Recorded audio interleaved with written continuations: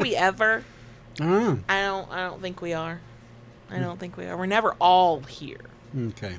Well, yeah, I mean, you know. there's, the mind wanders. It gets fuzzy after a while. What? Exactly. Exactly. So, thank you, Kim, for validating us. Thank you. So now I don't have to go through the whole spiel about, I don't know. We'll skip that part. So I'll just do, hello, Hello, Kayla Lords John Brownstone. of Loving BDSM, where we help kinksters like you have happy, healthy power exchange relationships. There's our weekly live stream while we record our podcast, the audio version of which hits all major podcast apps every Friday.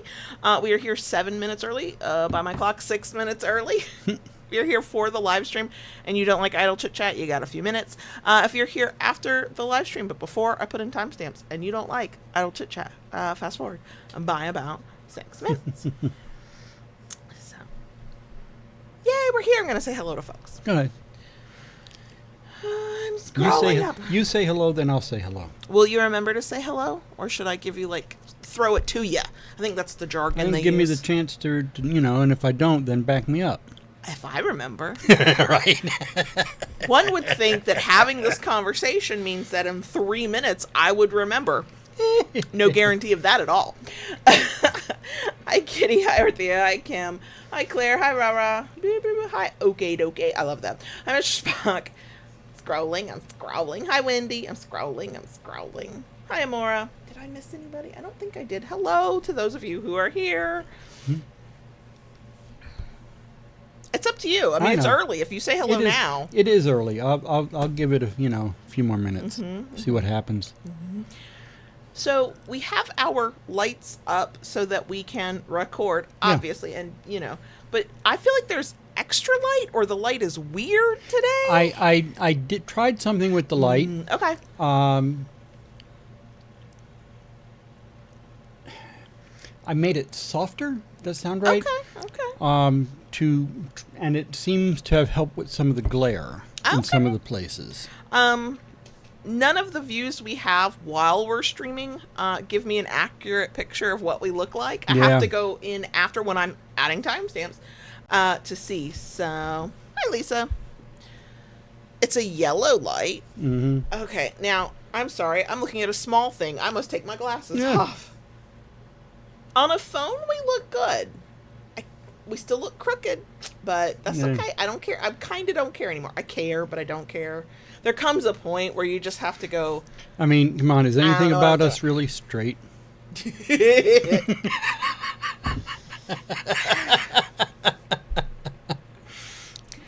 not about you. Well, no. I'm wonky, just in a different way. You are.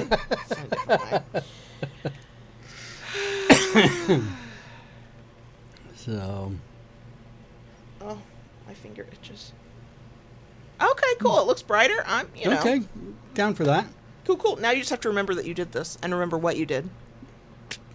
So the vibe I was getting, and I thought it was coming from the window, even though that doesn't make sense because of how the sun is outside of our window. I feel like we're in golden hour. Do you know that expression? Yeah. Yeah, that's what I feel like. Yep. Mm-hmm. Okay, see, it feels warmer. Okay, yeah, okay, all right. Hi, Silent. I'm sorry you've been sick. Yuck. So, what have we got for the butt rub? We're surrounded by wood. This office is a fucking mess.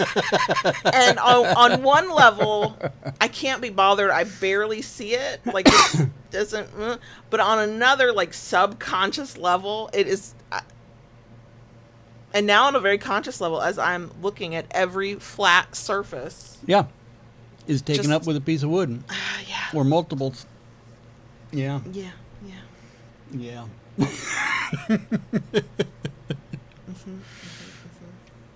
And there's going to be more, probably, certainly by this time next week, because you're going to the sawmill. There's going to be more tomorrow. Silence says we can't just tell and not show. No. None of these things are complete. It's literally just stacks. I mean, what? I will take a few pictures of the stacks and post them in Discord later. I managed to get a couple of things actually added to the site, and most of them put away, but some things I still have to. Oh, for anybody who loves Purple Heart, we have 2 Purple Heart Holy Terrors. I think it's the only Purple Heart thing we have on the site right now. And do you know, so this is a little inside baseball because I haven't really been talking about it too much, but I realized something. Uh-oh. Because, so we are considering moving the Kinkery over to Shopify. I might have mentioned that in the past. I can't remember. I haven't been talking about it lately because I've been procrastinating on working on the rebuild. But I can more easily than I can in our current site actually also create places where people can go look by the type of wood if they're looking for a specific type of wood. Wow. Right. Wow. Okay. Right. Okay. Now, is it possible that I can do that in the format and the way we do the shop now? Maybe, but nothing about that system is easy. And I don't want to have to like beg my tech guy every time I want to make a small tweak. I want to be able to do most of it myself. So I'm going to have some Bloodwood stuff too. Yeah. Bloodwood's another good one. I mean, I'm very good at sorting wood in any way you'd like to take that, but you know, Purple Heart. This Purple Heart it's all beautiful, but it looks are deceiving until it gets fully oiled and then wood conditioned, wood buttered. Because when you handed them off to me, you're like, these need to be oiled. I was like, okay, and I can see the purple, but I was like, this doesn't look as purpley as Purple Heart can look. And then I oiled it, and it was purple. And then I put wood butter on it, and it was purple. So. Yep. No, it was a very pretty piece, and I have the piece that I had. I've gotten some mileage on it. I'm also making. I have in the they're in the shop. I have not. I've been so busy with other things. Excuse me, at the moment. But I will have a Purple Heart Tanto knife. Oh wow! And a Purple Heart spear point. You're making my life hard, aren't you? Yeah. Oh my God, I'm gonna have to do a private auction for those. I don't want there to be a brawl in the streets of the website. Is all I'm saying. Okay, it's 7:00. We're gonna. 7:00, and it's we're time gonna to get rock. started. No, don't push any buttons. Hello, everyone. Thank you. You're pushing my fucking buttons. Yeah. Oh my God. Yeah. Okay, so as you can tell from the title, we're gonna respond to stuff that's been posted on the kinky side of Reddit. I say this every time because I think it's important to put this disclaimer out there. I cannot guarantee a rant. I did read at least one that annoyed the shit out of me, so it's certainly possible. I cannot guarantee a rant. But most likely. There's never a guarantee, but there's always a good possibility. The thing is, the one that would be the most interesting is, will any of these get JB to rant? Because that's powerful. You do it in such a like quiet way. I'm like all over the damn place. I'm like whirling dervish Tasmanian devil in my rant. You are quiet and you are firm, and not even in the fun Big D way, like in the scary Big D way. So Goodness. Anyway, so that's what we're doing. If you enjoy this, we love a thumbs up. If you like it enough to want to come back for more, please consider subscribing. And once you do that, go ahead and ring that notification bell to get updates and new content. Just do what Daddy says. I'm working very hard on it. Actually, I do what Daddy says. You do. I might grumble a little bit. And sometimes you even go over and above. I love going. I am such a fucking overachiever. I will. For the right person in the right circumstances, I will happily do more than I've been asked. This is not something that happens to me very often, but by Sunday night, I had not folded our work clothes. I take care of the work clothes, wash and fold. Because he'd like to have work clothes come Monday, and you can't guarantee it when it's me folding them. And I did not get them done Sunday like I normally do. I dropped. Well, we had a lot going on. Yeah, with it was a crazy with weekend. Moo. And I think it was the next day. You not only did your portion, you did mine too, and I was very grateful for that. And here's the thing: I wanted that to be a surprise. I was like, I'm just going to do it. So what I did was obedience app, right? I folded the laundry I'm supposed to. I checked it off on the obedience app. I'm like, okay, now he knows that's dumb. We're cool. I'll go ahead and do this, and it'll be a surprise. He walked in while I was doing it, and I went, well, there's my fucking surprise. You know, I didn't even notice what you were doing. I just, because I had to get to that bathroom, and that's where I was heading. When you gotta go, you gotta go. And I paid no attention. And even leaving, I went, when I left out, didn't pay any attention then either. Because I had to get back to what I had sitting out there on the bench. That's some serious tunnel vision. I'm sorry, why do you not have the trauma response of walking into a room and checking every single corner to make sure you're safe? I mean, I guess I'm glad you don't. But what is that life like? Either that or I just feel comfortable enough here. One would hope in your own home with your wife that you would feel comfortable. Right. We are so off the rails. So. Okay. So off the rails. Feel free to hit the button and we will get into the things. Okay. Hitting the button. Okay, so before we get into these Reddit posts, one announcement. It is literally a reminder. Our giveaway is still open. If you heard about it last week and went, oh yeah, I'm going to do that. And now you're like, oh shit, I forgot. The link is in the places. Feel free. There's multiple ways to enter. The giveaway is open until the end of August. I think that's the 31st if I remember from looking at a calendar. Don't ever trust me when it comes to dates. But it's the last day of the month at 11:59 p.m. Eastern. That is when the giveaway closes. We're giving away 4 prizes. The top prize is a $50 gift card to the Kinkery, $50 to use at our Etsy shop. And our 10th podcast anniversary enamel pin. That was like the big goodie during this year's membership drive. Second place is $25 to Kinkery and Etsy and the pin. Third place is $10 to Kinkery and Etsy and the pin. And then there's fourth place, the pin. I'm trying to get these pins out of this building, okay? Because it's only good for the 10th anniversaries. So yeah, that is going on. Enter to win, yay! And yes, even if you are not in the U.S., you can enter and potentially win. You just have to be the legal age in your country of origin, okay? Please, please, please don't be a fucking minor listening to a BDSM podcast and then go enter the fucking giveaway. Please don't. Okay, thank you. Okay, here we go. We're going to start. I have several. I'm starting with the one, thank you to Silent Wing, who sent it to me. All of these are coming from the BDSM Advice subreddit. I checked. She usually finds some good ones. I checked the BDSM Am I the Asshole subreddit run by our friend Rara of a Pink Kink podcast. That needs more attention. If you are wondering, am I the asshole in a kink situation, please go post it there. I would like to be nosy and potentially talk about your situation on a future podcast. Yeah. There we go. Okay, so oh, it's chaos. It's chaos. Okay. Okay, so simple. Okay. Short and sweet. Title is I Need Advice. Okay. In your opinion, should a safe word be taken away if you feel like it's used too much by previous subs? And should hard limits be ignored because, quote, you've never done them, so you can't have them, end quote? Edit, to be clear from the poster, I'm a sub. I'm fairly new to this lifestyle, a couple of years, and don't have anyone to talk about this stuff with, so that's why I came to Reddit. This is all being said during the vetting process, and I've never heard someone say this stuff and didn't know if it was normal or completely insane. I'm safe, and he hasn't touched me. I'll go ahead and tell you, it's completely fucking insane. Yeah. Okay. Yeah. Feel free. Wow. Wow, indeed. Yeah.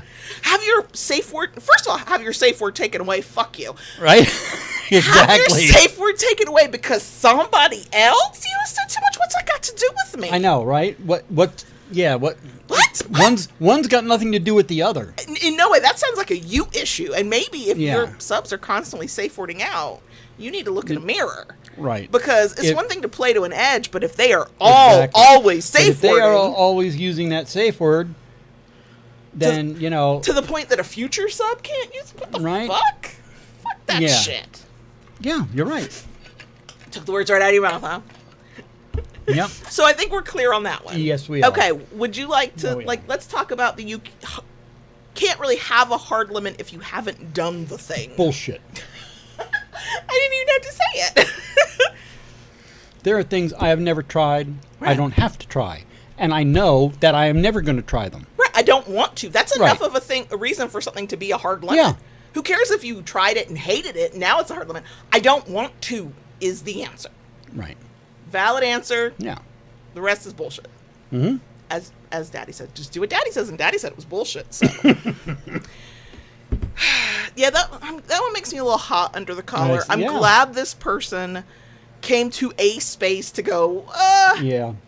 This isn't normal, right? I mean, that's essentially what they were like. This isn't normal. I'd be curious. I don't want to know the person they're vetting. I have no interest, but I would like to be a nosy bitch and know more about said Yeah. person, because that's pretty bold to just put that out there Yeah, with it your is. whole chest. I mean, come on. That's I'm glad, because then you can go, oh, you are a walking red flag. I'm done. yeah, but and still, you know, still. even the thing with the hard limits, to me, that's manipulative. Oh, it's very manipulative. Yeah. It's invalidating what you do and don't want to Mm-hmm. do by saying that there's a standard you have to meet to decide what you don't want to do. Nope, that's not how any of that works. Mm-hmm. Yes, on one hand, I'm like, wow, I'm so glad this asshole was this asshole during the vetting process. But to be that bold means that that's been said before. And decisions have been made before, and they're not questioning themselves as to whether they should keep with these assertions. So I'm very sorry for anybody else who has come across their fucking path. Right. Whew. That one is kind of simple. Thank you, Silent. I'm sweating in all of the places now from the blood pressure going up, so I appreciate you. So what she's saying is that she's pre-ranting. I think that does ramping kind up. of count as a rant. It's just a short and sweet one. Yeah. I mean, once I say no and motherfucker, we're kind of done, right? Like, okay, so there's that one. Okay. The next one. Okay. This is interesting because I had clear thoughts, but I've never heard this like as an idea before. Mm-hmm. Title: Boyfriend? Yeah. Boyfriend kink involves me getting sunburned. My boyfriend is really into hardcore pain during our rougher sex moments. He loves slapping my breasts, punching my stomach, and even has suggested using a knife on me. Well, recently I came back from doing DoorDash and my car doesn't have any AC, so I'm boiling out there with the windows down. I got sunburned pretty bad on my left shoulder and arm. At first he was concerned, but yesterday he made the comment of us going down to our local lake without me wearing sunscreen for a few hours, and me getting absolutely cooked out there was a turn on. I was like, ooh, yeah, okay. But this one I have now already hurts pretty damn bad, like enough. So what should I do here? I don't know if I want to be a new skin color for a few days and in this kind of pain, and it's female 28, male 25. That's So their you note. know, yeah.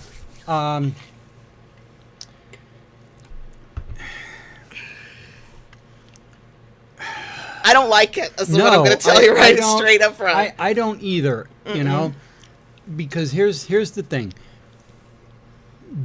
Not wearing sunscreen and being out in the sun to deliberately get a suntan, knowing what we know about doing that to your skin and the possibility of cancer. I mean, assuming you're not on the side of the internet that tries to tell you that sunscreen doesn't work and it's the toxic thing. Right. But that's a You know, whole different other rabbit hole. Exactly. You know, so In general, yeah. Now, you know, I know it's going to, you know, it's come down to the point of, you know, if somebody's going to consent to something. Grown people can do what grown people want to do to a certain extent, unfortunately. Okay, yeah. So, you know, but, you know, no. I mean, No. You know, Because- not with the health risk. Right, because the risk is not even, there's the immediate risk, because a sunburn can lead to sun poisoning, can put you in the hospital. Right. There's that risk, but then there's future risk that you actually can't plan for. You can't mitigate, and you can't plan for it because it could happen, and when it does, it could be literal decades into the future, potentially. Before it rears its ugly head, and Right. you know, boom, you got some stuff going on. I can see, assuming both parties are willing, if the sunburn happened unintentionally and there's some misery there and you want to play with that, cool because it happened and you weren't trying. Hopefully you'll go, oh, next time I should put on more sunscreen. That would be my PSA for those of you out there. But not to purposefully go out to burn your skin in an uncontrolled way. Like, this is not, we're pouring a wax that we know the temperature of. This is not, like, there's several reasons why I just don't like it. Now, I don't know if I'm being too sensitive. Okay. Possible. Because what I know about impact is we keep it mostly to the back. This line from the poster, that, okay, slapping breasts, that's fine. Yeah. Using a knife, that's limited. Stomach punching my stomach. I do not doubt that some kinkster out there can do it and feel like they have mitigated the risk and it's as safe as that's ever going to be. But there's something about that makes me feel very uncomfortable. Because of the risks. Those are soft organs in there. You know, as a kid who got into his share of fights and had been punched in the stomach, for me, that's not something I would want to do on a whim. No. You know, or, you know, for kicks and giggles. And then you start thinking about the thing, you know, kink is risk. Kink is risk. There is a risk with every single thing we do. Punching somebody in the stomach, all soft organs there, too much potential for serious harm.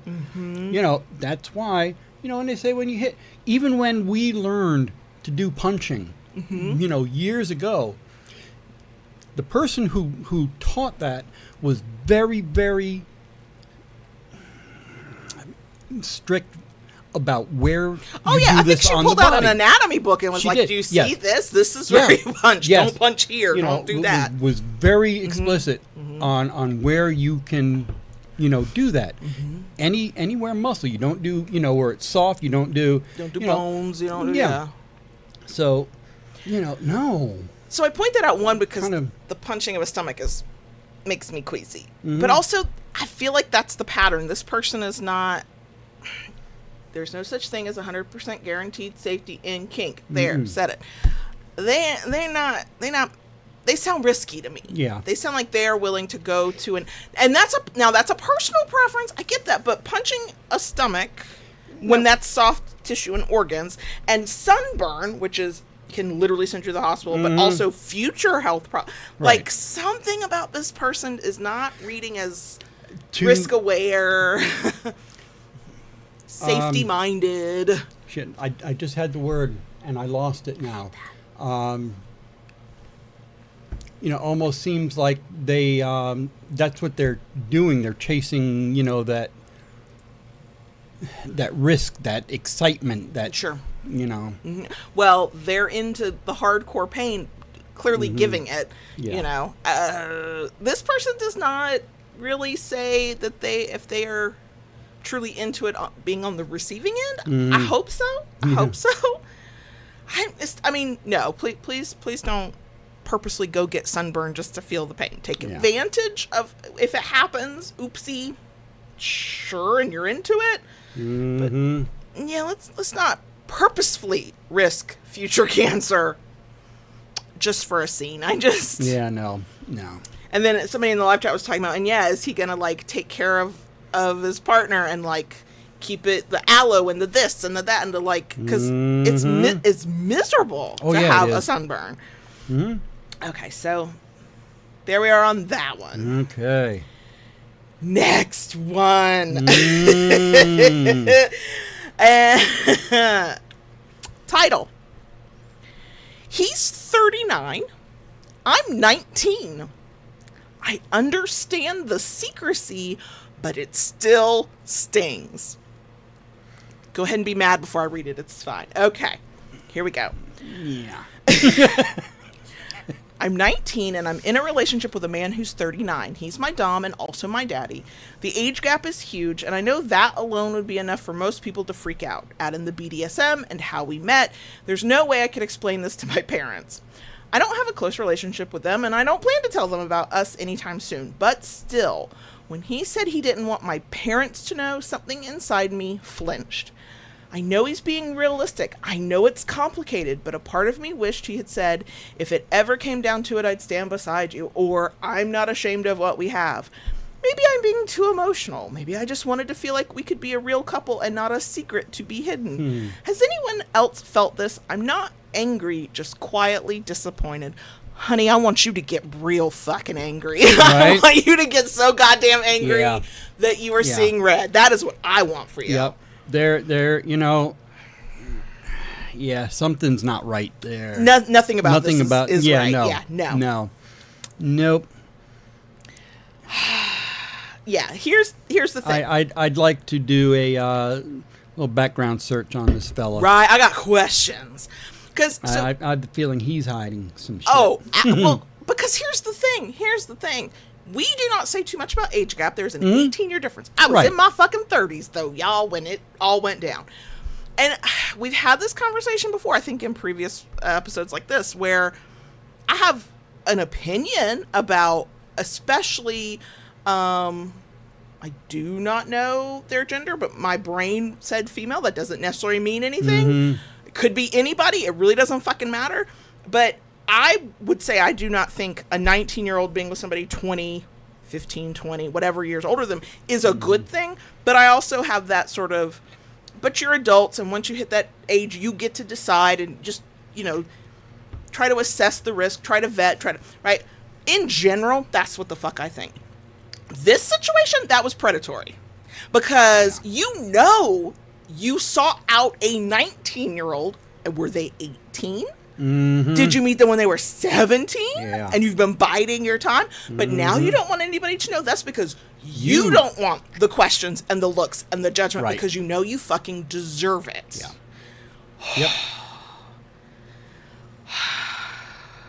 And that's, that's the line. And I think most people, rightly so, warn for this, because more often than not, this is the situation. It's somebody who is preying on somebody younger and probably more naive and certainly less experienced and all the things. Like, I have so many questions. Like, I want to know how you met, because I have a feeling therein lies everything we need to fucking know. Because the thing about being into BDSM, you don't have to tell your family. You don't have to tell any fucking body that you're in a kinky relationship. But you can still talk about the fact that you're in a relationship. This is the person I'm dating. This is the person I care about.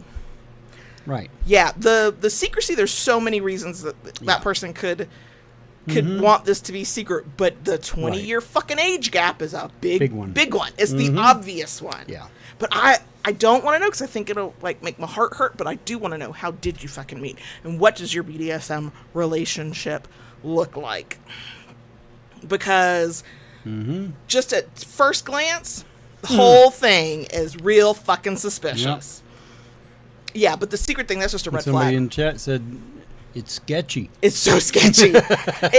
You are proving the rule of why everybody's like, all age gaps are real fucking bad. Yeah, because it's this shit. It's this shit right here that people do.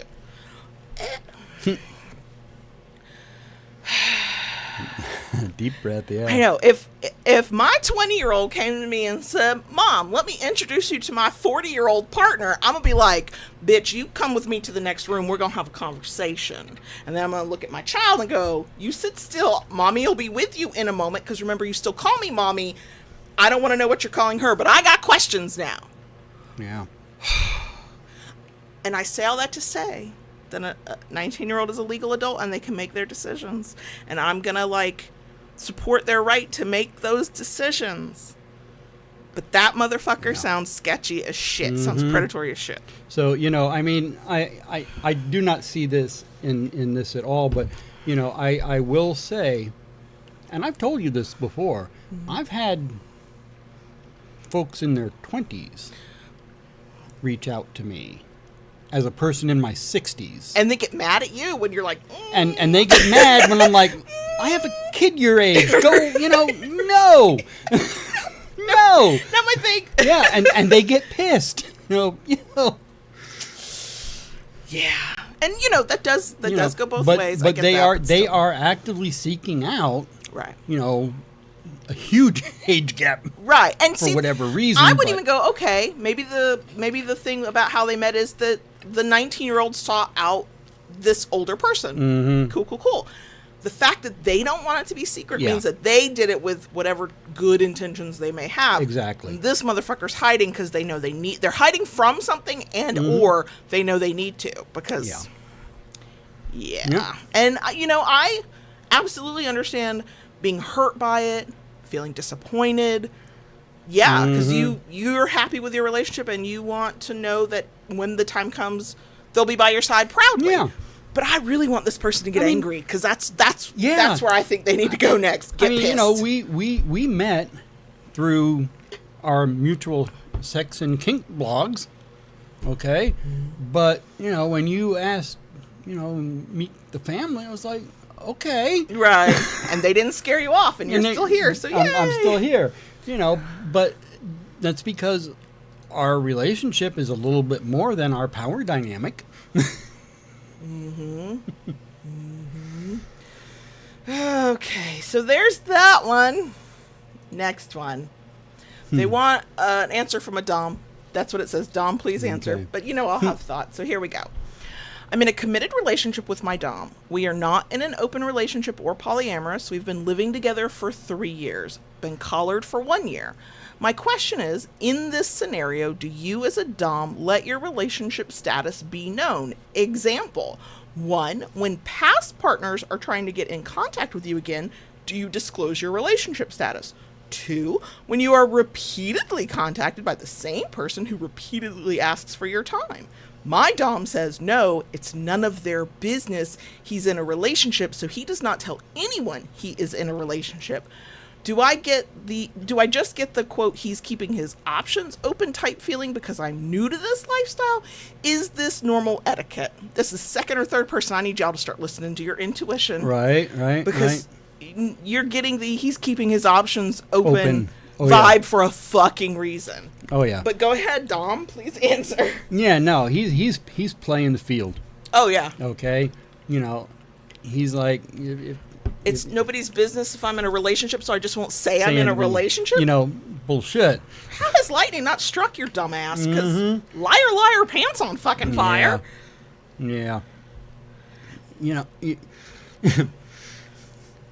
know what? In a way, you can say, yeah, it really is nobody's business. You can just tell... The details?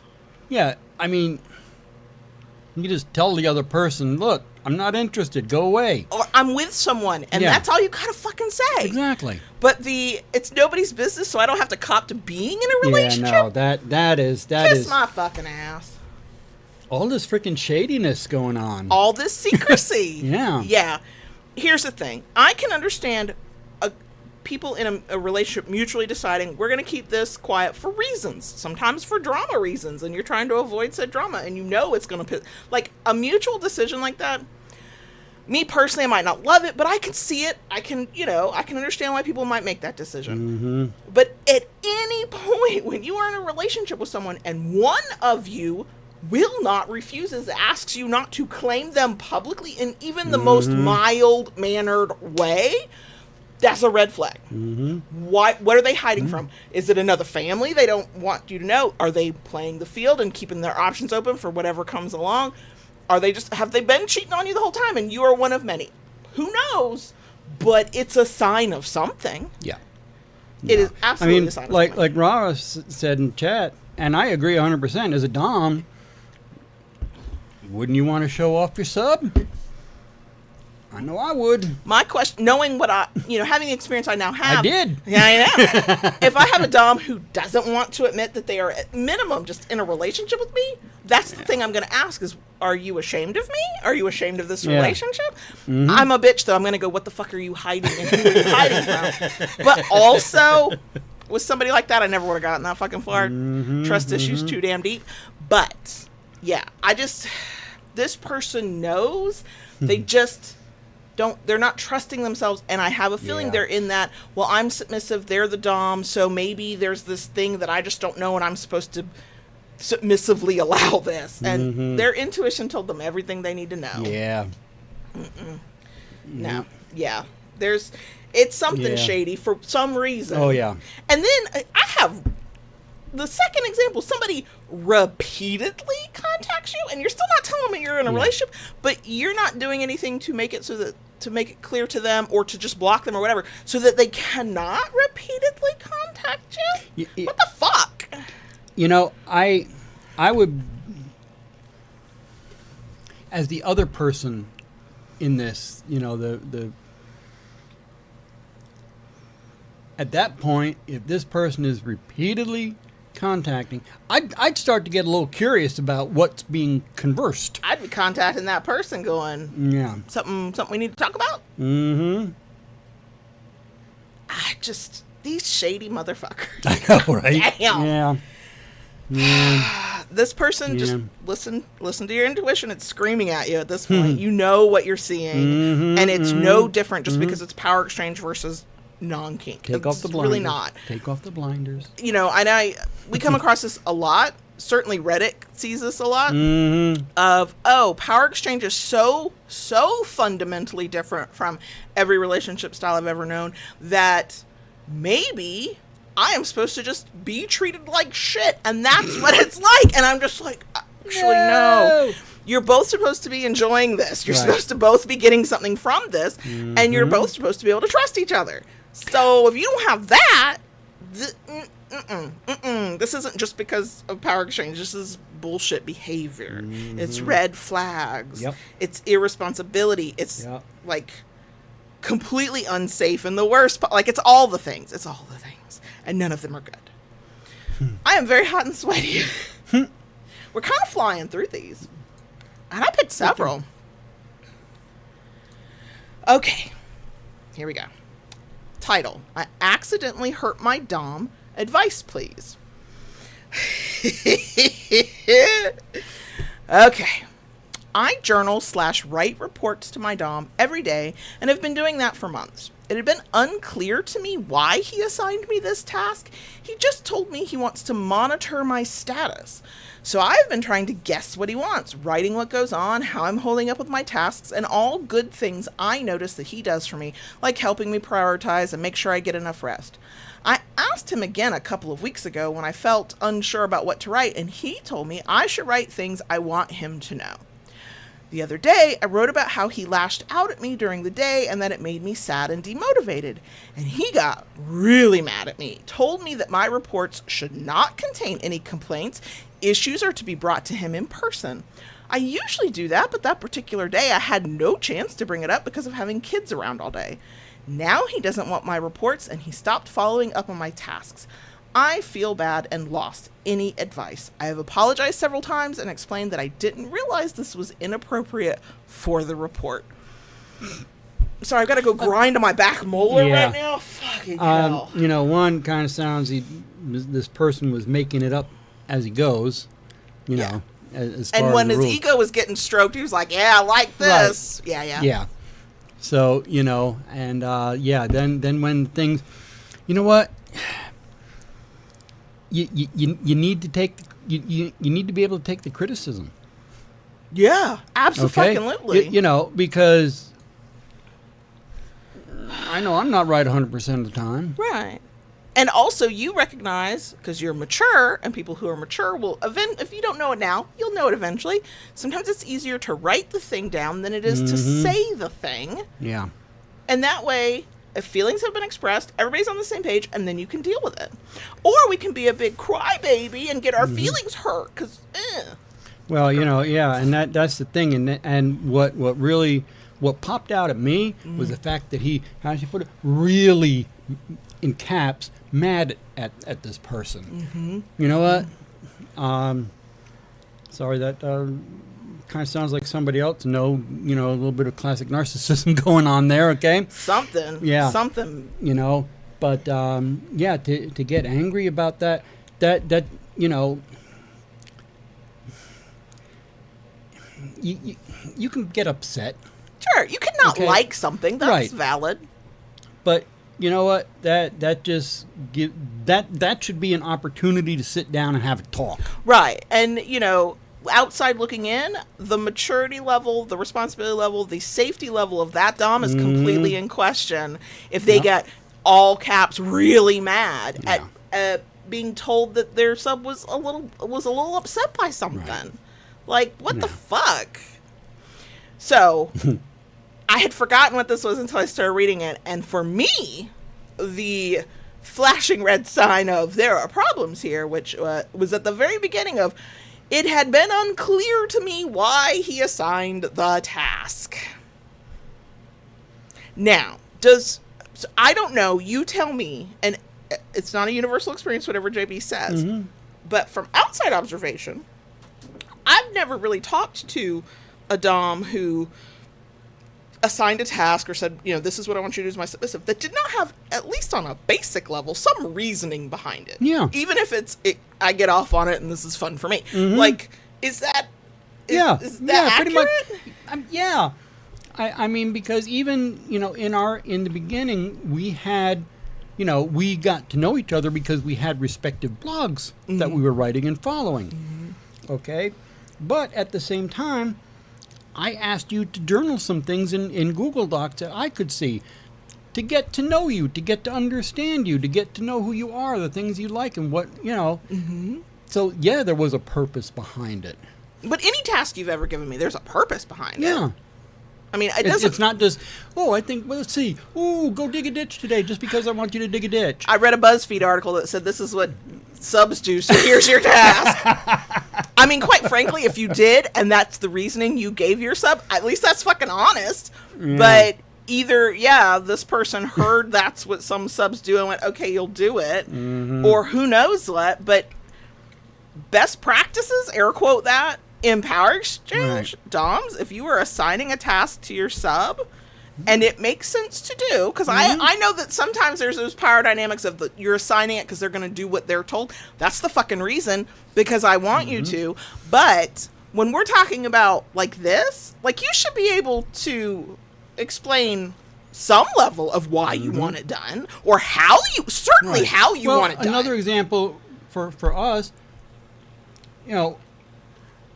I had a little bit more experience in the lifestyle than you did at that time. I had 10 plus years on me at that point. And I gave you assignments, so to speak, to research different kinks, different, things. But I knew why you were giving me those assignments. We talked about it. It was part of the communication process. And this person could have said, hey, anything that's like negative or where you're upset or it's an issue we need to work out, I want you to bring that to me separately. That's going to be a separate conversation. That should not have stopped this person from being able to write it in their fucking journal. Is it a journal or is it not? Yeah. But I could see setting hey, we're not going to sort out issues just in this writing way. Write it down if you need to, but we're going to have this conversation together. Let's work it out that way. Yeah. But that doesn't seem to have even been said until it happened and he got his little feelings hurt. Right. And also, this person asked, what do you want from this? And their response was, I should write things I want him to know. Well, guess what? Yeah. That's a lot of fucking shit. Sorry you didn't like what they needed you to know. Apparently didn't say only the good shit. Fragile ego. Yeah. Can't fucking handle it. Yeah.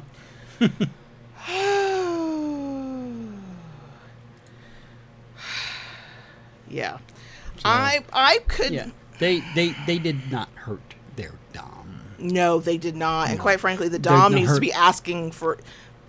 apologizing to their sub for the overreaction. Right. And for the not handling it well. Right. And here's how we move through this so it can be better. Because there's a lot of trust and, and here's respect the thing. that went down the drain with that. And the thing with journaling, I think it's, if it works for the people involved, do it, great. But I think whoever's going to be reading that entry, and it's usually the dom, right? It's usually subs who journal, doms who read it. You got to be fucking prepared for whatever their raw feelings are, whatever their perception of something is. And it might not always be good. It's not always rainbows and unicorns. No. I mean, we've had early days of our relationship. It wasn't journaling. It was like emails. But I write them in that way of the hard stuff that I wasn't able to verbalize. It got put down in writing, and he had to read it. You still do that. Yeah, I don't do it for interpersonal stuff between you and I. I've gotten much better at going, you just pissed me off, and let me tell you why. You have. I'm very good at and that. I'm proud now. of you for that. Yeah. But yeah, they did not hurt their dom. Their dom is pulling a guilt trip on them because they didn't like whatever it was, and it gave them feelings, and they didn't want to deal with those feelings. But the mistakes were made at the very beginning. It should have been very, very clear, this is what this is for. I still don't think it's good practice to say you can't put anything negative in this, because I think that we're stroking egos at that fucking point. But I think you can have write what you need to write, but we will talk about these things, and we will work through the problem stuff, not in this venue, but, mention it if you need to or whatever. I can also see, I might not agree, but I can see a world in which how something is written, not what is the topic is, but like how the sub expresses themselves could be a problem for a dom. It could be said in a way that maybe feels disrespectful or whatever. I could see that world, but I go back to journals are very personal. You are asking for somebody to like put their feelings and thoughts into words where they're just writing, and you're going to get to see it, but it's because you're getting a peek into their inner world. Right. And you're not always going to like how they say something or what they do. No. And in my opinion, most journaling things, there should be no discipline around what is written and how it's written. Unless we're talking about the person just spent the whole time going, you're a motherfucking asshole and I hate you, 20 lines of it, and that's it. I mean, that's a deeper conversation.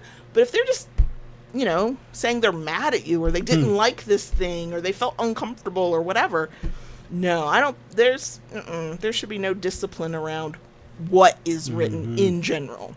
Yeah. Just... Doms, you gotta emotionally regulate yourself, and that's a hard thing to do. But it can be for some people, yes. Look, we all have to fucking gentle parent ourselves, apparently.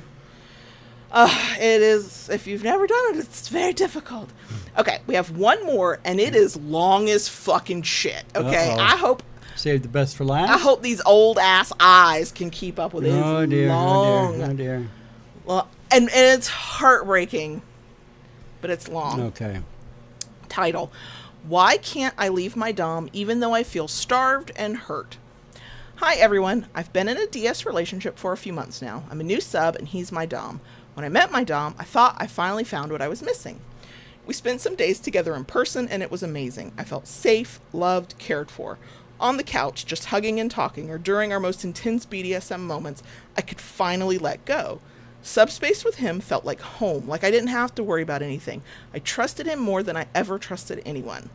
But since I left, things have been completely different. We're long distance, and it feels like everything is on pause, and they actually are. No tasks, no sessions, no nothing except late night calls for an hour or two. Life got busy for both of us, but I kept being here, waiting for him to enable our dynamic again.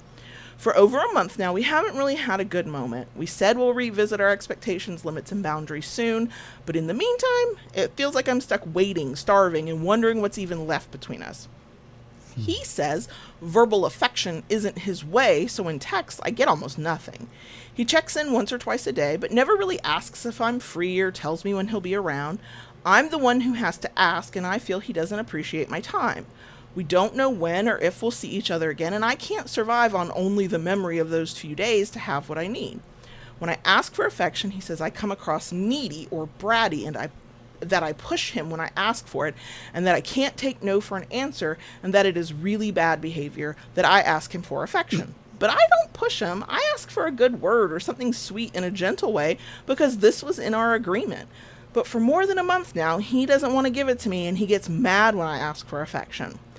I've opened up about my struggles, like health issues or everyday life, and he throws them back at me in arguments, which broke my trust deeply. Since then, I stopped sharing because I'm scared it will be used against me again. We had a huge fight 3 weeks ago, and since then, I don't feel safe to share my feelings or what is happening in my life because I know he will say that I'm not okay and that he is going to use my struggles against me. He also says I safe word out of things we agreed on and never bring them up again, leaving him to feel like he's giving without receiving. I can admit I've failed on follow through, but it feels like my mistakes erase all the effort I do put in. At the same time, whenever I'm upset or sad, he says he can't do things with me then, even when he knew from day one that my way of coping when I'm not okay is through sexual stuff, which leaves me wondering, when can he? Because I'm not perfect and he's not either. I don't know what I'm getting from him anymore. Maybe just company at night, but even then I feel like my time and emotions aren't valued. I just want to feel loved and shown that I matter, not to be left to guess just because he still talks to me. And yet, I can't leave. I keep clinging to the memory of those days together, the safety, the trust, the way subspace felt. I keep hoping it will come back, even though the last month has been nothing but pause, fights, miscommunication, and distance. I know the obvious answer is, quote, leave, but I can't. So I'm not asking whether I should. I'm asking why. Why do I feel so tied to someone who doesn't give me what I need anymore? Why does the memory of safety and love keep me stuck here, even when reality is starving me? I want to understand myself better because logically I see the problems. Emotionally, I'm trapped. Yeah. I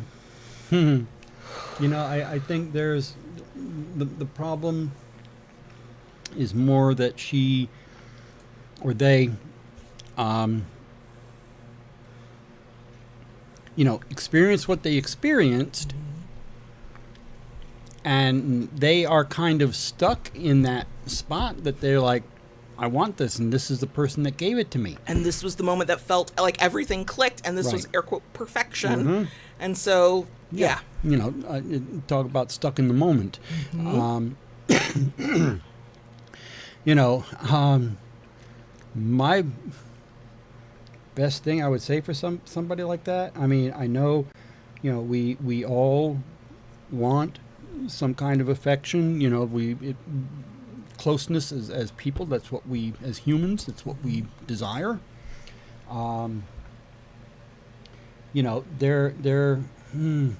That person needs to get into therapy.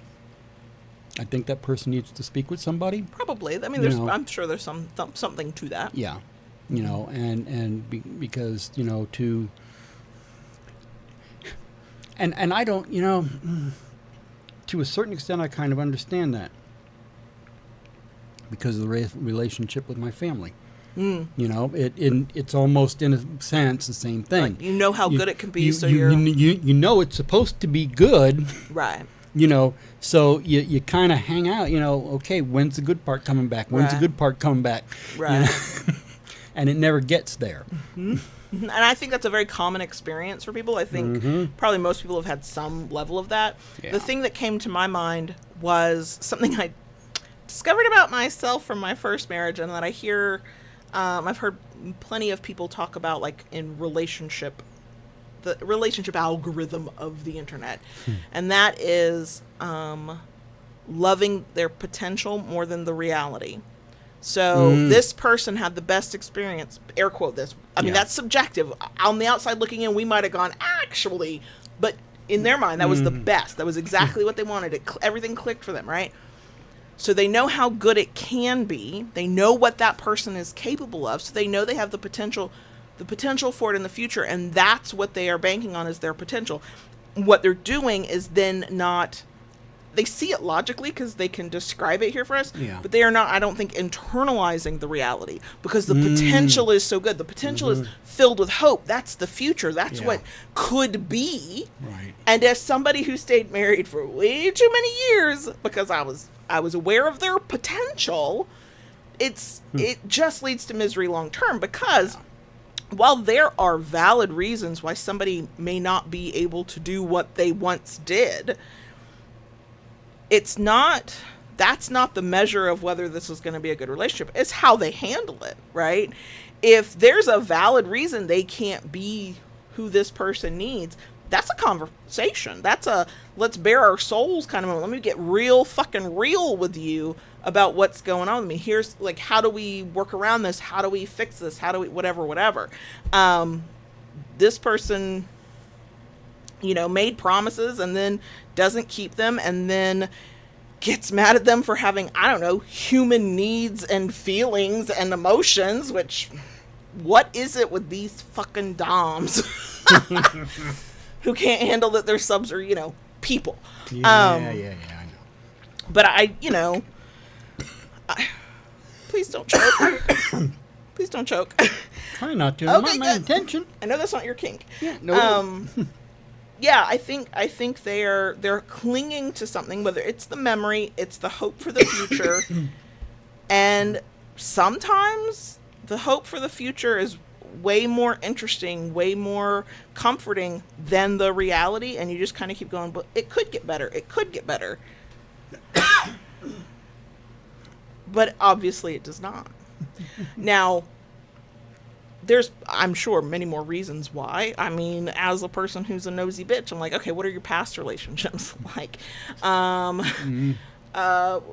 Any past traumas you're willing to share? Like, what has gone on or is going on in your life where you would rather cling to both the past, this amazing memory and experience that you had, and then the hope for the future, and let yourself, you know, to know logically and still be unable to walk away. Like, I think you're right. I think there's probably, you know, a therapist might be able to help just to talk through some shit, right? Just to, you know, hopefully learn your inherent value as a human and that you deserve better. And this person ain't fucking shit. Ain't looking out for that, no. They had their fun in the moment in person, and then didn't expect, didn't plan for the responsibility and the difficulty of a long distance relationship. And instead of just being fucking honest and going, hey, what we had there was great, but I can't do this. This doesn't work for me, or I find it too difficult, or whatever. Like, whatever their fucking reasons are, they can't just fucking say it and then work through the pain of them just walking away. Like,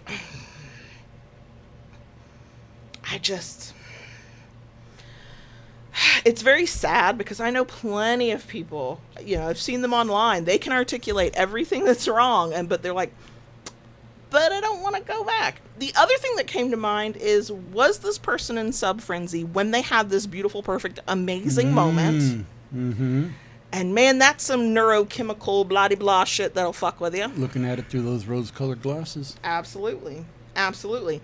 And then I wonder how much, because for as in-depth as this is, there's going to be layers that haven't been shared of how much, air quote, forgiveness is this sub giving their dom, like explaining shit away. Oh, well, they had a long day. Oh, they're very tired. It's this whole focusing on caring about and putting their needs above your own, which is not uncommon in any relationship style. And it's okay to do when it's reciprocated, right? You know, when you know that other person's going to do it for you. But there's also the why. I have to keep reminding myself, this has literally only been a few months. This is very, very fucking new. So you got new relationship energy. You probably have some sub frenzy. There's also this belief that a lot of submissives get, that they have that one amazing experience with this musty, dusty fucking dom who don't fucking deserve it. And they convince themselves they won't ever get something like that again with anybody else. There's no other doms out there, or it won't be that good, or they won't meet somebody. You met this motherfucker, you will meet somebody else. If this one came crawling out of the cracks, I promise you there's somebody else out there. So, you know, I think there could be a lot of reasons why they're struggling. Excuse me. I do like the fact that they can clearly state what is wrong. That's a good sign. I know I myself lived in denial for a very long fucking time. And I've known people who to this day are still in a bit of denial about their own stuff. It's more, you know, what hurts worse? Being treated like this and maybe getting a phone call every so often, or being left the fuck alone so you can live your best fucking life, you know? As a sub with, you know, either no partner or a long distance partner, you can go your ass to Munches if they're available. You can go to workshops. You can go to conventions. You can join online groups. You can go out there and live your best submissive self without a fucking dom. I know it's not ideal for most of us. We would like to have a partner. I fucking get that. But this one's making you feel miserable. Right. You deserve better than that. Everybody deserves better than to be with somebody who treats them as an afterthought, can't be bothered to communicate with them, you know, strings them along, leads them on. The Dom needs to just fucking come clean and go, this clearly isn't working. I can't be what you need. That was how I got broken up with before I met JB. We had an amazing in-person moment. Went our separate ways. We were separated by just a few hours. We're like, yeah, about 8-hour drive, kind of like you and I were. And for a while it was fine, and then it wasn't. And I was clinging on to hope. I can do this. I can make this work. And he was like, I don't want to do it that way. I can't give you what you need. This is done. And oh, that was awful. It was one of the worst feelings I've ever felt in my fucking life. But for all that, you know, he might not have been everything that he portrayed himself to be, as people tried to tell me afterwards, but those people were not trustworthy, so I don't know. It was a whole mess. I don't like drama in my life, and somehow I stepped into it with this breakup. But looking back, that was the responsible thing to do. He couldn't do what he said he would do. He couldn't be what he said he would be. And he couldn't give me the level of focus and attention that, you know, we both agreed that's what this power exchange deserved. And so he just fucking cut ties. So that's what this fucker needs to do, is stop stringing the sub along. Yeah. The breakup will suck. You'll heal. I promise you will. But if you can't force yourself away, I really want you to force yourself away. You can do this. You're better off without this mofo. That's what they should do. They can't, you know, just fucking own it. I can't be what I thought we could be. Done. Yeah. Done. Mm-hmm. That one doesn't make me angry. It just makes me sad. Yeah. But I have hope for this person because they could clearly articulate all this. Right. I think they'll get there. I think maybe they need some more support. Maybe they need to hear some more voices, something. But I think they can get there. I have faith in them. Oh, excuse me. Lord. That was it. Okay. That's all we had. I am hot and sweaty, as usual. If my blood pressure does not go up in one of these episodes, have we really done it right? Yeah, you got the not. rosy cheeks, too, a little bit there, Oh, you know. and thank you, perimenopause. Thank you, changing body. Thank you, less elasticity in my skin. I now get sweat that sits right on the top of my cheeks, right under my eyes. Just below where the bags live. And it lets me know how hot I am, as if I couldn't tell. Also, it's a sensory nightmare. But I know that I got toasty water because that little ledge on my face is hot and sweaty. Goodness. Anyway. So So, that. with all that being said, We do a bonus section? sure. Of course. So, So are we good? it's not for me to say. Keep it kinky, y'all. And we'll see you next week. Daddy. Yes, baby girl. Can we talk to the crickets and maybe I won't yell and have my blood pressure go up and get all sweaty and red-cheeked. More red-cheeked than I naturally am. Go right ahead, baby girl. Which I do suspect is probably rosacea. But insurance doesn't cover those kind of dermatology appointments, so I'll just keep suspecting it. So, yeah, we're here. We survived moving the 20-year-old into his new apartment. Yep. I do feel like I physically survived something because when we moved him out of the old, he's not on a first floor apartment, he's on a second floor apartment, both places. When we moved him out, I was taking those steps up and down, and there felt like a million of them. And I was tired, but I was fine. This time, oh my god, every time I went up, I had to like pause, take a beat, tell myself your heart will not always beat this hard. And every time, I do not know what the difference was because I was fine that first time. I was carrying boxes both times. I think the fact that it was well over 100 degrees. I'm sure that had something to do with it. You know, yeah. But yeah, it was a lot rougher getting him there than it was getting him here. Yeah, it was. Oh my God. Yeah, it was. I don't really need it anymore because I don't have to worry about periods or anything. But I am just now at the big age of 45 learning about the luteal phase and the this phase and the that phase and how like where your hormones are at any given point within a cycle, which I've been perimenopause. My cycle is just a squiggly line, can determine how much energy you have, how much this you have, how much that you have. The muscle mommy side of Instagram taught me some of this. And so I do sometimes wonder, it's like, am I like out of whack more than normal? And so it's whichever direction it goes that can, make you tire more easily or have less strength or stamina. I don't know. I'm still learning about it, even though I don't need to care because we're not tracking shit around here. That part of the plumbing is gone. So, but it was embarrassing because, look, I know who I am and what I look like, and I wanted to wear a sign that said, normally I do not huff and puff on the fucking stairs. I didn't, and I didn't tell strangers that. I just owned my huffing and puffing. I just owned it. Some very attractive college student who clearly is still a baby, but like an older baby, and I was like, if you weren't my child's neighbor, I'd think you were very attractive, but that just feels uncomfortable. Walked past me and did that polite, there's an old lady dying on the stairs smile of, hey, how you doing? I'm great. I'm doing great. Everything's fine. I just wanted to walk around with a sign like I do not usually huff and puff on stairs.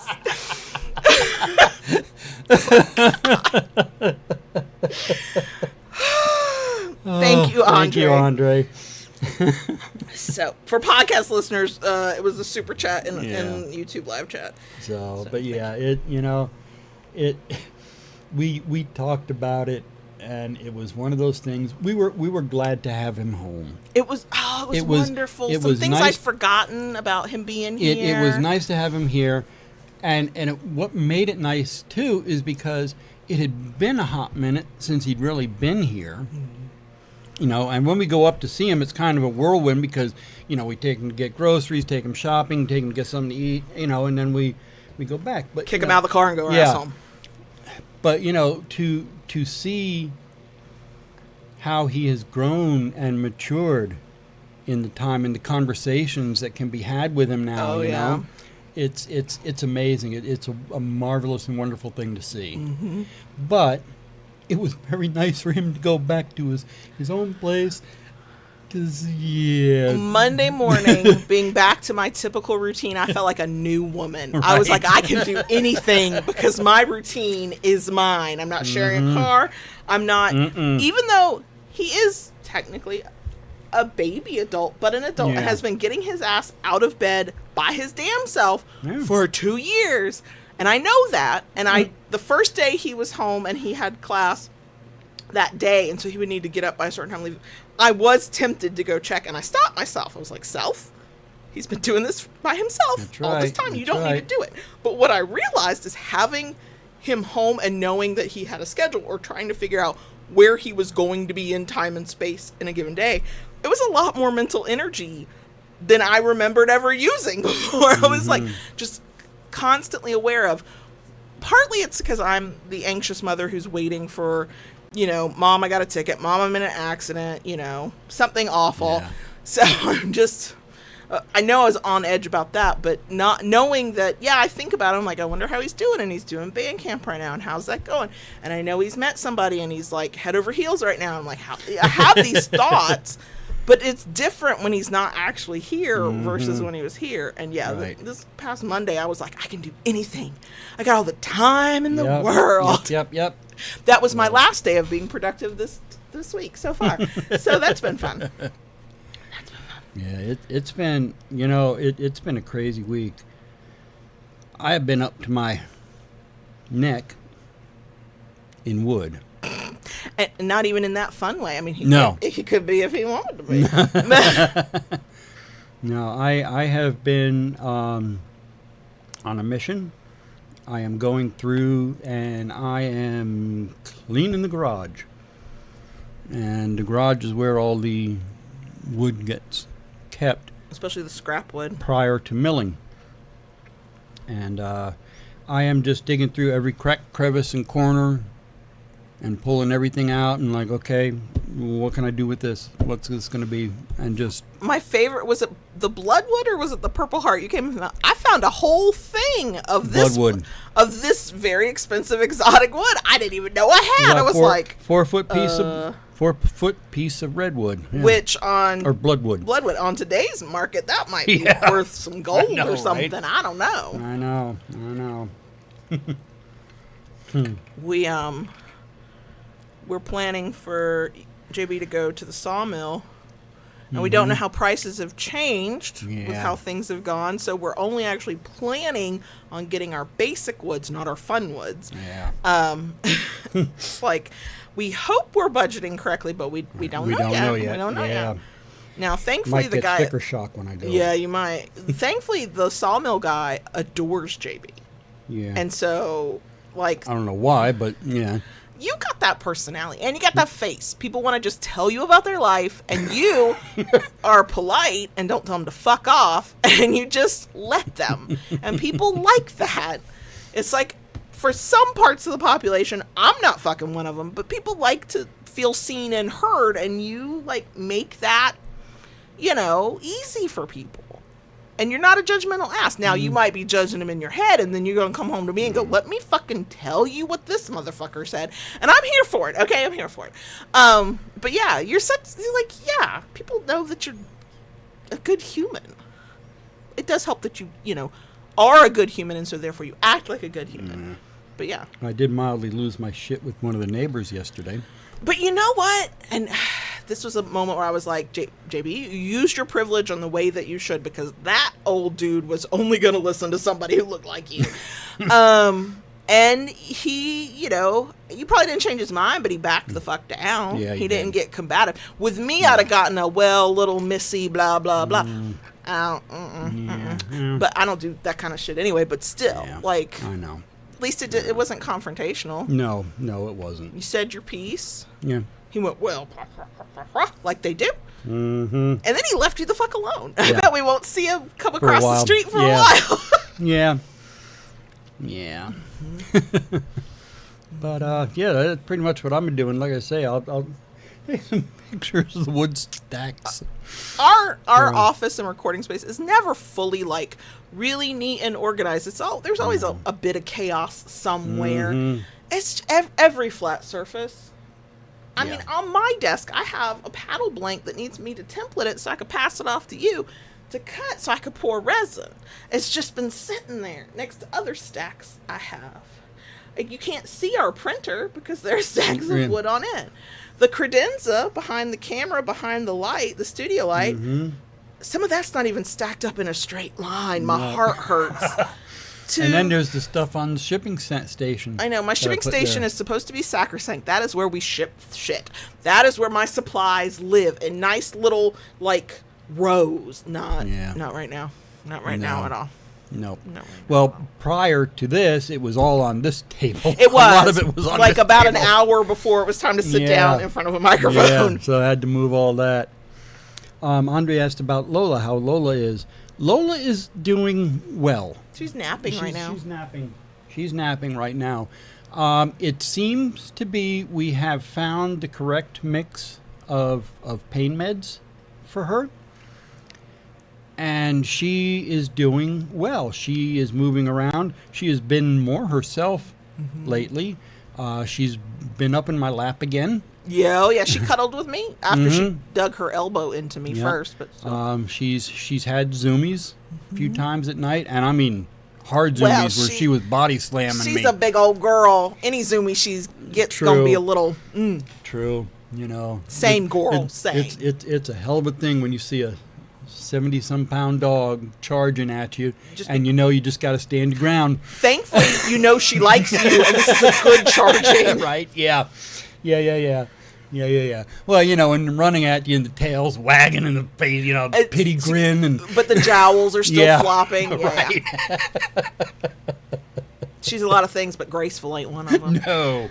No. Same girl. Same. Yep. But no, she's doing much better right now. So we're very happy for that, and it's nice to see. No.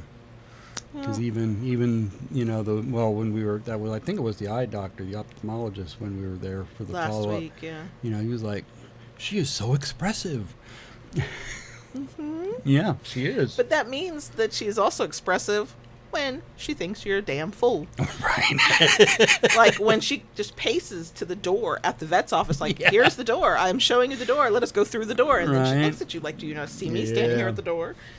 She is expressive in all of her emotions and thoughts and opinions. And just for a nerdy little funny, this week I made a big milestone. Killed my first Terraria boss. And we're so happy for him here in our household. Their celebrations lasted into the wee hours after he explained to me what the fuck that meant. But the youngest was genuinely impressed. Yeah. I couldn't tell if it was the impressed of somebody who used to play that game and understood what that meant, or if it was the condescension of a teenager going, "Aw, look at you, right, you old person, you did it." Yeah. Still not sure. Still not sure. Mm-hmm. Oh, yes, it was the eye of Cthulhu.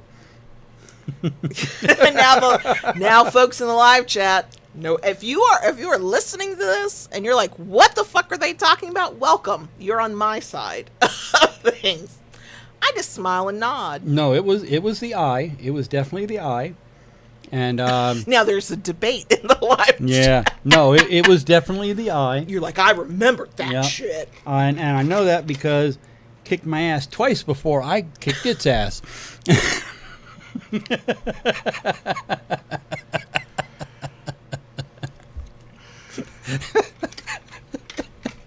That's what JB does in his spare time. In my spare time, I read moderately decent smut to escape reality.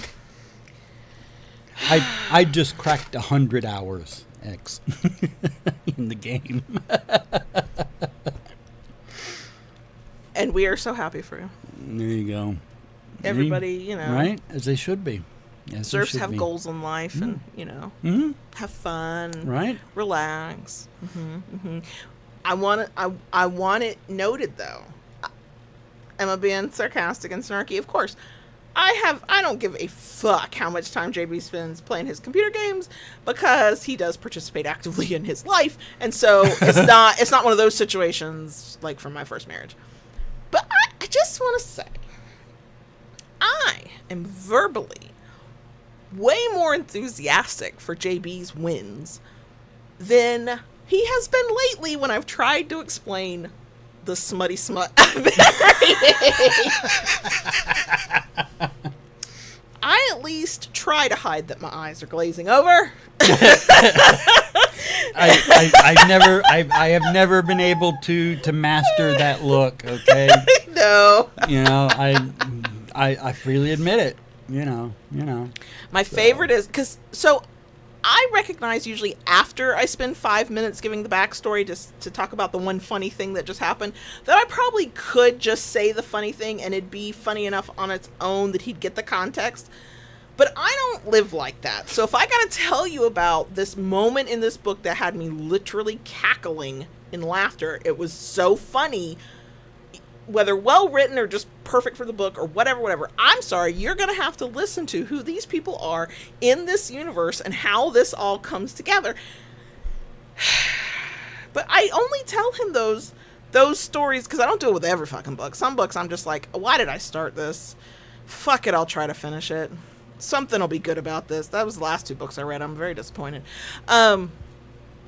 But I tell him those things because I'm like, well, maybe he will want to read it too, because this is how good it is. And mostly he's like, how many partners does this bitch in this story have? Right. Can you actually fuck that many people at one time? There's not enough holes. That was the one with the Cupid, right? Oh, that one was really good. I do it. That's really good. I've done it with a few, and you're just like, I do sometimes think I can see you trying to do the mental calculus of how are all these people fitting together. Right. My favorite, was it the Cupid book? It was one of those series that I've finished recently. They basically just ran a train. It was like 3 men who all were fucking each other too, and their female main character, and they would just kind of back up into one another, if you know what I mean. It was great. I am a little tired of magic buttholes that just spread and stretch with minimal lubrication, no experience in time. Those are magic booty holes, okay? I don't possess one of them. Most people don't, but so sometimes I get very annoyed by the magic asshole that just stretches, like just Okay. can fill it with like whatever, it doesn't matter. And sometimes I like the book or the story or the author has done a good enough job that I'm like, you know what? I'll forgive it because this is fantasy. And in fantasy, there's no shit. There's very little need for lube. And it just works right the first fucking time you do anal. I'll go with it. I'll go with it. But sometimes I'm just like, that's a lot of magic assholes. So many. Everybody's got a magic asshole. I mean, and there's some authors that prove that you can do the anal training with the toys or the time or the whatever and make it fucking sexy and certainly make it kinky. I've enjoyed reading that, but that's not the norm. The norm is a magic asshole. It's a little bit apparently like a TARDIS. You know? I don't know. And some of these people, like, they also have magic vaginas. Because I just read a Dragon Shifter one where, or was it the Dragon Shifter or was it another one? They all get kind of confused in my head. No, it wasn't the Dragon Shifter. It was somebody else. It was because there was multiple dicks to choose from. And one was like this massive, like the size of a forearm. Looked like a third leg. And it just went in just fine the first fucking time. Didn't rearrange the guts or anything. Just Amorta A wanted to know what book that was. I wish my memory is so shit. I track my books on the Fable app these days. I think I have that, like, whatever, if it can be publicly available, it is. I don't remember. I don't do Goodreads anymore. Kim in the live chat mentioned Emily Rath, I don't know how to say her name. I believe I've read some of her books. There was somebody, and I can't remember the author. It might have been that author, it might be somebody else. This is ages ago, this is not recent. The magic system allowed for magically lubricating everything that needed to be lubricated, and the dick was so powerful, this was in the world, this was the world building. The dick was so powerful, the asshole never hurt. Everything fit every time easily, but it was built into the system. It accommodated. It was built into the system, and I was like, okay, I'll go with that. If that's part of the magic of this world, cool. Like my orc series that I've read, where the orc men, it's a very heteronormative world. I've not seen any not straight couples, but the orc's dick magically changes to provide the woman's preferred stimulation. So in this world, it was orc men who are meeting humans and they'd never come across humans before, and these humans owned vibrators, and so their dick would change to like the rose, the Hitachi, the anal beads, like wow. But you know what? I'll forgive that when it's built in, when it's like it's consistent. And is it? I mean, is it hilarious and a little bit like, what the fuck am I reading? Sure. That one was fun because that was like a cozy kind of series. Like, yeah, there was some stuff like, they had to fight a baddie, but no, you knew what you were getting every time. It was very formulaic in a good way, but magic dicks on these orcs. And I was like, okay. Anyway. I'm so sorry for anybody who's like, I did not sign up to hear about magic dicks. This is why sometimes I think I should have a space or a way or a thing to talk about some of the shit I read, but I don't know that I can just do that casually. I will treat that like work, and then that becomes pressure, and then I don't want to do it anymore. And I don't like that either. I don't know what to do about that. But nope. Anywho. Yeah. Okay. I guess we could be done with whatever the fuck this is now that I've, completely gotten us demonetized by talking about magical assholes. But And shape-shifting dicks. I mean, I'm not mad at that idea. A dick that can shape shift to be like the perfect version of whatever a partner needs. I'm cool. Also, in that orc fantasy series, their cum was an aphrodisiac and smelled and tasted like candy or like sweet, and it was magical. Like, it got on your skin, you were immediately ready to go again. It was Cum crack. Maybe so. Maybe so. Maybe so. Now that I'm mildly embarrassed at myself. We ready to call it a night? Yeah, Okay. I really need to. Yeah. We have a couple things to do. We do. I'm very Yeah. excited about some of those things. Mm-hmm. Thank y'all for being here, especially to the bitter end. Yep. Please don't forget to go enter our anniversary giveaway if you have not already done so. And yeah, I guess we will talk to y'all next week. Mm-hmm. Okay. All right. Bye. Bye.